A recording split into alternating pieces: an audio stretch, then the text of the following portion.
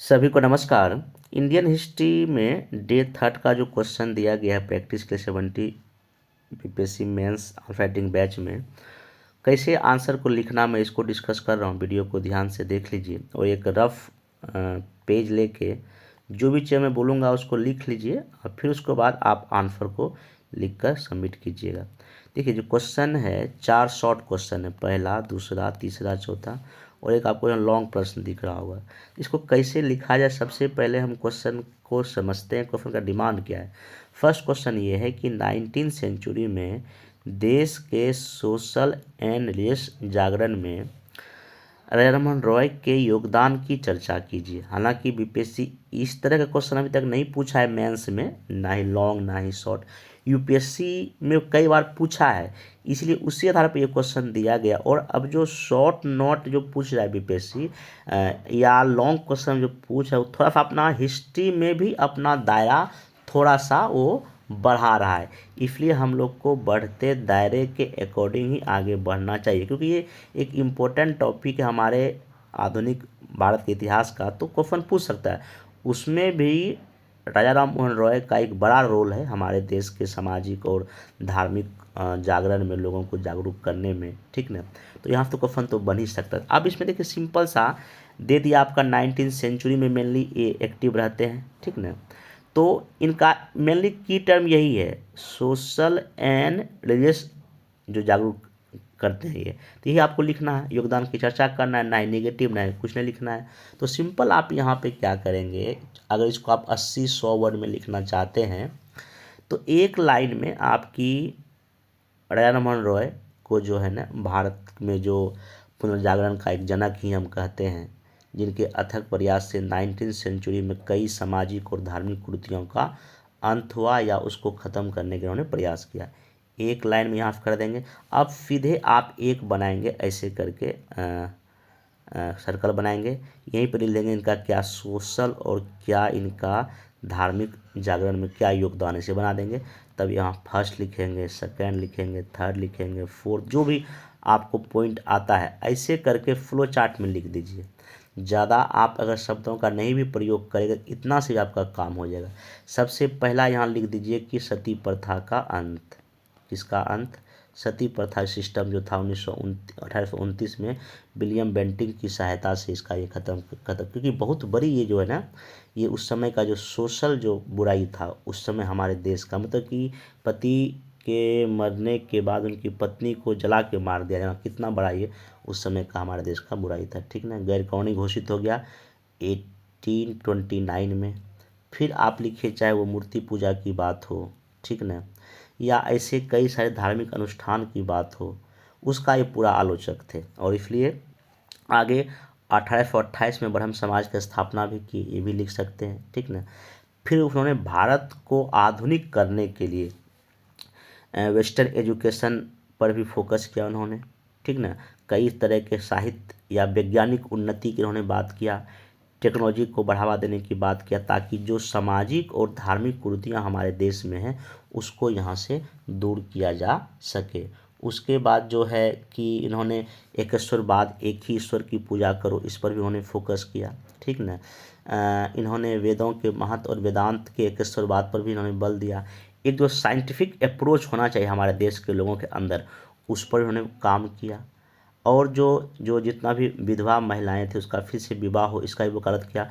और child marriage ना हो, बाल विवाह ना हो, इन पर भी इनका काम है। तो कहने का मतलब ये है, इस फ्लो चार्ट में, या नहीं तो आप यहाँ करके ऐसे यहाँ का रोल लिख सकते हैं, भूमिका ऐसे बॉक्स में घेरिए, पहला, दूसरा, तीसरा, चौथा, पाँचवा, छठा, जितना भी पॉइंट आपको 7-8 पॉइंट मिलता है उसको लिख के आप आंसर को अंतिम में कि इस प्रकार राजा राममोहन रॉय जो है ना उस समय जो है ना हमारे देश के जो है ना जो बुराइयां था उसमें एक तर्कसंगत बात किया, लॉजिकली बात करके लोगों के मन में कहा कि नहीं, इसको ख़त्म होना चाहिए। तो ऐसे करके आप आंसर को आराम से ख़त्म कर सकते हैं। लेकिन मैं और बोलता हूँ, आंसर को जो है ना 80 वर्ड, 100 वर्ड, 110, 120 में शॉर्ट आंसर को लिखा जा सकता है, लेकिन हाँ प्रैक्टिस करना पड़ेगा। अब इसमें क्या मैं दिखा देता हूँ पूरा लिखा हुआ, कैसे आप लोग लिखेंगे इसको एक बार वीडियो पॉज करके देख लीजिएगा। हिंदी इंग्लिश दोनों में दिखा देता हूँ।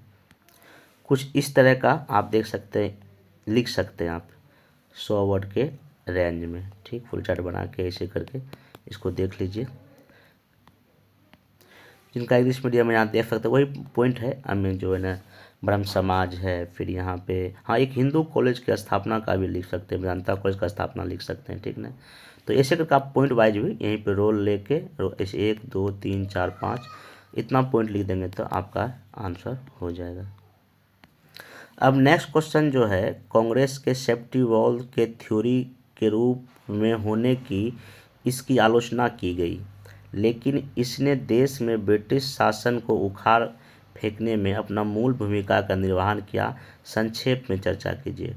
तो कांग्रेस की आलोचना की जाती है कि भाई इस समय जो 1885 में कांग्रेस की जो स्थापना होती है ओएम ह्यूम के द्वारा, ये लॉर्ड डफरिन के कहने पर ही कि भाई भारत के लोगों में एक हिंसा की भावना जग रही है, वो अचानक से विस्फोट ना हो जाए, इसलिए एक ऐसा संगठन बना दो जिसके जरिए धीरे धीरे से वो जो भावना रिलीज हो, मतलब कि सेफ्टी वॉल्व के रूप में ऐसा थ्योरी मतलब कि दिया जाता है। तो कहने का मतलब ये है कि सेफ्टी वॉल्व के रूप में कांग्रेस की आलोचना की जाती है कि भाई ये ब्रिटिश के मिली भगत से इसकी स्थापना हुई, ठीक ना। तो इसमें आप क्या, हाँ लेकिन इसने ब्रिटिश को उखाड़ फेंकने में एक बड़ा रोल प्ले किया। आगे देखिएगा जो मॉडरेट फेज के जो नेता होते हैं उसी की बाद में डफरिन बुराई भी करता है या और ब्रिटिश लोग बुराई भी करता है। कहने का मतलब ये है कि इसमें आप क्या लिखेंगे, चूँकि 100 या 80 वर्ड का कौन सा लिखना है, तो सबसे पहले आप सेफ्टी वॉल्व दिखा दीजिए 1 लाइन 2 लाइन में क्या होता है।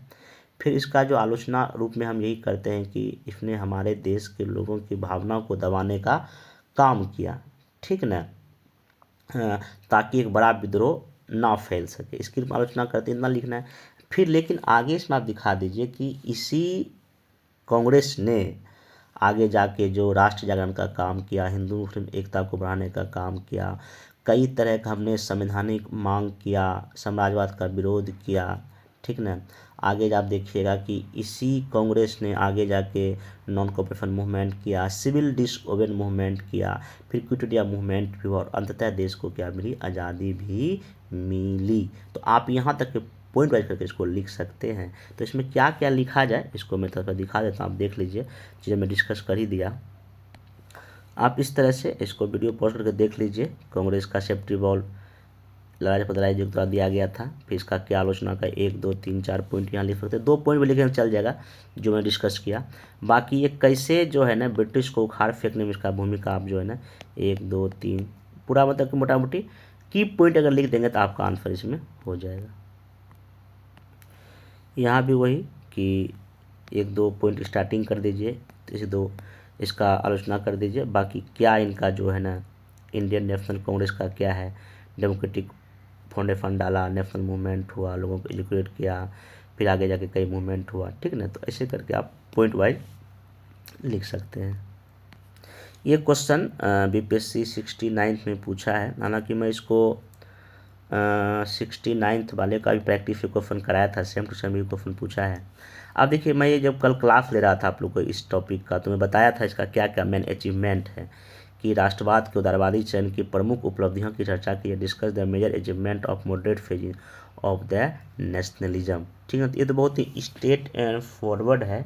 देखिए एक चीज़ ध्यान रखिए, कुछ ऐसा क्वेश्चन आएगा शॉर्ट नोट में, आपके पीटी का ज्ञान अगर थोड़ा बहुत अगर आपको है तो उसका यूज आप कर सकते हैं, ठीक ना। सिंपल इसमें देखिए एक लाइन में लिख देंगे कि 1885 से लेके 1905 तक का जो अवधि का जो समय है हमारे राष्ट्रीय स्वतंत्रता संघर्ष को, उसको मेनली हम उदारवादी फेज कहते हैं। इसके प्रमुख नेता ये थे। इनका कुछ जो मेथड लिख दीजिएगा 1 2 मेथड।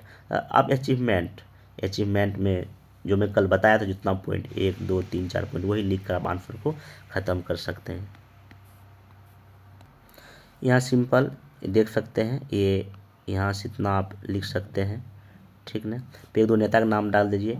इनका जो तरीका था वो इनका अचीवमेंट कि जनता को जागरूक किया, और 1893 का जो एक्ट जो पास, एक बात यहाँ लाइन जो छूट गया जोड़ दीजिएगा। बाकी जो है ना धन का जिस निष्कासन यहाँ से हो रहा था उसका जो विश्लेषण किया, ठीक ना।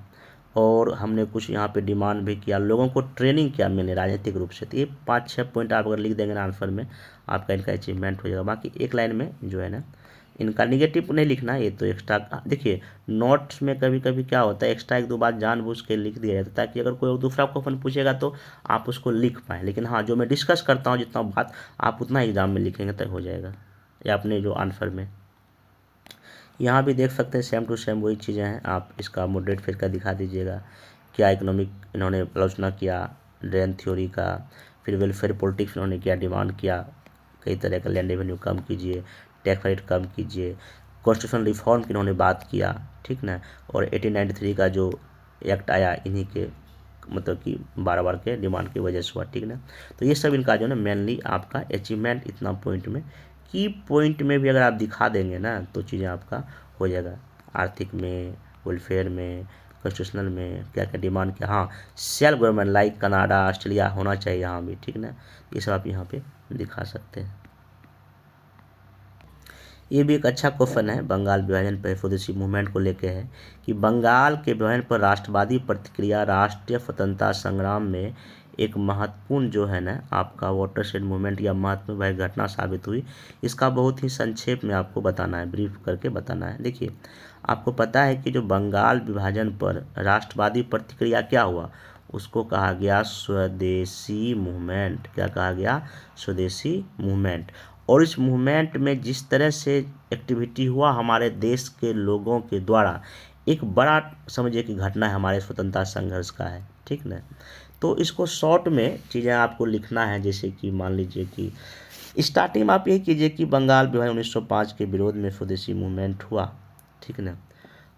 इस मूवमेंट में जो राष्ट्रीय प्रतिक्रिया हुई, पहला विदेशी वस्तुओं का बहिष्कार, स्कूल, कॉलेज, अदालत, ठीक ना। फिर स्वयंसेवक यहाँ संगठन बना, जनता को राजनीतिक रूप से जागरूक किया गया। हाँ, सांस्कृतिक प्रसार भी हुआ, अमार फनार बंगला या और भी चीज़ें हुआ, ठीक ना। फिर यहाँ पे जो स्वदेशी इंडस्ट्री उद्योग का भी विकास हुआ और नेशनल जो एजुकेशन है उसको भी विकास हम कर मतलब यहाँ पे हुआ। और यहाँ जो भी चीज़ें हुआ इस मूवमेंट में, इस स्वदेशी मूवमेंट में, आप देखिएगा आगे जाके गांधीयन एरा में वो सब चीज़ को यूज किया जाता है। चाहे वो बाइकआउट का बात हो, विदेशी वस्तुओं का बाइकआउट हो, शिक्षा की बात हो, शिक्षा को तो सहयोग में शामिल किया ही गया ना। फिर आगे जाके देखिएगा कि पूर्ण स्वराज की मांग भी रखा गया सिविल डिसोबेडिएंस मूवमेंट में। और इस मूवमेंट में, स्वदेशी मूवमेंट में क्या छात्र, क्या महिलाएं, सब ने भाग लिया, कला साहित्य के हर एक एरिया के लोगों ने भाग लिया। और आगे भी नेशनल मूवमेंट में भाग, मतलब यहाँ जो चीज़ें हो रहा है स्वदेशी मूवमेंट में वो आगे के भी नेशनल मूवमेंट में हो रहा था। यही एक महत्वपूर्ण घटना है, ठीक ना। मतलब कि 1905 के बाद जो है ना चीज़ें नेचर ही बदल गया हमारे नेशनल मूवमेंट का। देखिए मेंस में क्या है, क्वेश्चन के जो डिमांड है बस उसको लिख देंगे ना उस दिशा में तो नंबर बहुत मिलता है। नंबर कब नहीं मिलता है? जब पूछा है लिखने आम के बारे में, अगर आप पपीता के बारे में लिख के आएंगे तो फिर नंबर कैसे मिलेगा? तो हाँ, सबसे बड़ी बात है कि क्वेश्चन को समझना भी तो पड़ेगा ना, क्वेश्चन के की टर्म को समझना पड़ेगा। और की टर्म समझ में तब आएगा जब थोड़ा बहुत आप उस टॉपिक को अच्छे से पढ़े होंगे या बहुत गहराई से पढ़े होंगे, तभी आप लिख सकते हैं। तो इसमें मेनली आप 1-2 लाइन में इंट्रोडक्शन लिख सकते हैं। मेनली देखिए यहाँ पे passive resistant call addition to swadeshi and boycott, swadeshi into mass struggle, boycott of videshi vastu, public meeting and प्रोसेसन। फिर यहाँ पे सेल्फ रिलायंस की बात हुआ, स्वदेशी शिक्षा की बात हुआ, कल्चर स्फीयर की बात हुआ। तो ये आप यहाँ चीज़ें दिखा सकते हैं जो कि आगे के भी चीज़ें में हमको दिखाई पड़ता है। यहाँ भी देख सकते हैं कि जो यहाँ पे राष्ट्रीय प्रतिक्रिया हुआ 1, 2, 3, और वहाँ जाके हमको आगे के नेशनल मूवमेंट में देखने को मिलता है, चाहे नॉन कॉपरेशन में हो, सविनय अवज्ञा में हो, 1929 की बात हो, ठीक ना, तो छात्र आंदोलन की बात हो, ये सब आगे हमको देखने को, मतलब दोनों लिंक कर दीजिएगा। एक पैर आप एक मतलब कि आधा पार्ट इसमें दिखा दीजिएगा और कैसे घटना साबित हुआ दिखा दीजिएगा। 2 पार्ट में दिखा देंगे आपका आंसर हो जाएगा।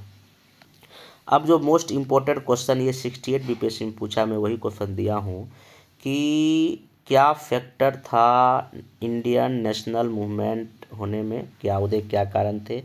इसने किस प्रकार से हमारे स्वतंत्रता संघर्ष को दिशा दिया। ठीक ना। तो यहाँ देखिए क्वेश्चन में दो पार्ट है, एक तो लिखना है फैक्टर, क्या लिखना है फैक्टर, और कैसे दिशा प्रदान किया था। अगर आप इसमें 400 या जो भी 420-30 वर्ड लिखना चाहते हैं, आपको तो 40-50 वर्ड जाएगा इंट्रोडक्शन में, 40-50 जाएगा आपका निष्कर्ष में, बचा वहाँ 300 या 320-30 वर्ड जो भी बचा है। तो आप इसमें क्या करेंगे, मोटा मोटी लगभग फैक्टर में जो है ना आप 180 वर्ड यूज करें, क्योंकि ये पार्ट को कुछ ज़्यादा लिखना है, चर्चा करें। और ये देखिए मतलब कि पीछे से जोड़ा हो गया ये लाइन है, इसने स्वतंत्रता संग्राम को किस प्रकार दिशा दी। तो आप लगभग जो है ना 180-90 जो भी वर्ड है इसमें खर्च कीजिए, बाकी अगर 120-30 वर्ड में आपको इस पार्ट में लिखना पड़ेगा। क्वेश्चन का डिमांड है, अगर आप इसमें भी 50 लिखेंगे, इसमें भी 50 लिखेंगे तो थोड़ा सा दिक्कत हो सकता है। इसको आप जो है ना 60-70 कीजिए, इसको 40-30 के बीच में लिख सकते हैं। तो ये बहुत ही इजी क्वेश्चन कह सकते हैं। लास्ट का जो मैं वीडियो बनाया हूँ उसमें मैं काफ़ी डिटेल में बताया हूँ, आप कुछ डिटेल चीज़ों को ही अगर शॉर्ट में लिखेंगे तो आपका आंसर हो जाएगा। तो सिंपल इसमें क्या करना है, एक लिखना है कि भाई कि 19वीं सेंचुरी का जब हाफ आता है 1850 के बाद जो है ना हमारे देश में एक नया कॉन्सेप्ट जो है ना राष्ट्रवाद या नेशनलिज्म का आता है, जिसका विकास होता है। और इसके विकास के पीछे ब्रिटिश की जो पिछले 100 वर्षों की जो पॉलिसी रही है कहीं ना कहीं वही काम कर रहे हैं, जिसे हम निम्न रूप में देख सकते हैं। अब सारे फैक्टर को एक एक पॉइंट में, पॉइंट पहला, दूसरा, तीसरा, चौथा, एक पॉइंट में दो दो लाइन लिखते आप आराम से निकल सकते हैं। अब बाकी आप कैसे दिशा प्रदान किया, तो आप वही मैं बताया था। पहले आप क्या लिखिए, जो पहला जो फेज है मॉडरेट का फेज दिखा सकते हैं, एक्सट्रीमिस्ट का फेज दिखा सकते हैं, क्रांतिकारी मूवमेंट का फेज दिखा सकते हैं, और अंतिम में गांधीवादी आंदोलन का फेज दिखा सकते हैं। मतलब कि इस कैसे दिशा दे, देखिए दिशा कर दिया, ऐसे दिशा हो रहा है, ऐसे बढ़ रहा है, ठीक ना। मतलब कि आप मॉडरेट, एक्सट्रीमिस्ट, क्रांतिकारी, गांधीयन, और अंतिम जाकर भारत क्या होता है, आज़ाद होता है। अगर ये भी अगर डायग्राम फिगर बना देंगे ना आपका आंसर अच्छा हो जाएगा। तो इसमें देखिए क्या क्या आपको लोग को लिखना है, मैं दिखा देता हूँ। आप यहाँ से भी एक सिंपल सा भूमिका लिखेंगे कि भारतीय राष्ट्र आंदोलन का उदय ब्रिटिश साम्राज्यवादी नीतियों के विरुद्ध प्रतिक्रिया स्वरूप है, जो कि 19वीं शताब्दी के उत्तार से प्रारंभ हुआ। इस आंदोलन को प्रारंभ में बुद्धिजीवियों द्वारा, जबकि बाद में किसान, मजदूर, युवा, छात्र, महिलाओं ने सक्रिय भूमिका निभाई, ठीक ना, जिसके परिणाम स्वरूप 15 अगस्त को भारत क्या हुआ, आज़ाद हुआ। तो अनेक कई फैक्टर थे इसके पीछे, तो आप यहाँ पे कारक को हाँ ऐसे करके भी जो है ना लॉन्ग टर्म भी लिख सकते हैं, और जो शॉर्ट टर्म जो कारण था वो भी, तो इसको मैं पहले बताया ही हूँ। तो आप ये कारण, आर्थिक कारण सब पता है आपको, हाँ। लेकिन ध्यान रखिएगा जब आप एक कॉज लिखें तो आप एक या दो ही पॉइंट लिखें, बहुत ज़्यादा भाषण नहीं लिखें। कई मैं देखता हूँ कि ये पॉइंट आपने लिखा, इसी में आपने 100 वर्ड खर्च कर दिया, नहीं ऐसा बिल्कुल नहीं करें। इसमें आप 2-3 लाइन पॉइंट वाइज लिखें, 1 पॉइंट 2 पॉइंट, पैराग्राफ लिखने में अच्छा है 1-2 पॉइंट बनाना है। फिर जो एडमिनिस्ट्रेटिव काउज था 1-2 पॉइंट में लिख दीजिए, ये सब आप जानते ही हैं, इसमें कोई बहुत बड़ी चीज़ नहीं है, ठीक ना। फिर नेक्स्ट आप जो सामाजिक और सुधार जो आंदोलन हुआ उसका भी बात लिखा, उससे भी हमारे देश के लोगों में जागरूकता आई, वेस्टर्न एजुकेशन, मॉडर्न एजुकेशन आया, ठीक है, इसको दिखा दीजिए। प्रेस और साहित्य की भूमिका आप मत भूलिएगा, इसको भी 2 पॉइंट में दिखा दीजिए। 1-2 एग्जाम्पल अगर है तो वो भी लिख सकते हैं। फिर कैसे, ये सब तो पता ही आपको। तो ये सब ने कहीं ना कहीं हमारे जो है ना नेशनल मूवमेंट को जो है ना एक फैक्टर हो गया। अब कैसे दिशा दिया, आप देखिए दिशा में क्या लिखे, मैं कल बताया था। ईयरली फेज प्रारंभिक चरण में दिखा दीजिए, मिडिल फेज में उदारवादी राष्ट्रवादी को दिखा दीजिए, क्रांतिकारी और गांधी युग का, यही तो आगे बढ़ रहा है ना, ऐसे करके ऐसे दिखा सकते हैं यहाँ पे, ठीक ना। चलिए, तो यहाँ पे प्रारंभिक एज में वही जो छोटा छोटा जो होता है, जैसे कि संथाल है या जितने भी कुछ जनजाति विद्रोह का एग्जाम्पल दे सकते हैं। हालांकि इसका कोई स्पष्ट उद्देश्य नहीं था, लेकिन फिर भी ये प्रारंभिक राष्ट्रवाद की भावना यहाँ देखी जा सकती है। फिर मध्य में आप दिखा दीजिए उदारवादी का जो है, इन्होंने जो जो किया, रणनीति किया, इनका जो 1-2 अचीवमेंट दिखा दीजिए। 1-2 नेता का दिखा दीजिए। यहाँ देखिए कहते भी है बिपिन चंद्र पाल, यह समय भारतीय राष्ट्रवाद का शैशवा काल था। फिर गर्मपंथी लोग का दिखा दीजिए जो इन्होंने जो किया। फिर आप कुछ कुछ जो है ना क्रांतिकारी चरण देखिए, क्रांतिकारी 2 फेज में होता है ना, 1900 के आसपास एक जब वह सहयोग आंदोलन वापस लिया जाता है तब होता है, उनके भी कुछ 1-2 घटनाक्रम को आप लिख दीजिएगा, ठीक ना। और अंतिम में गांधीयन एज, गांधी एरा का बात, कुछ कुछ मैन पॉइंट एग्जाम्पल के साथ।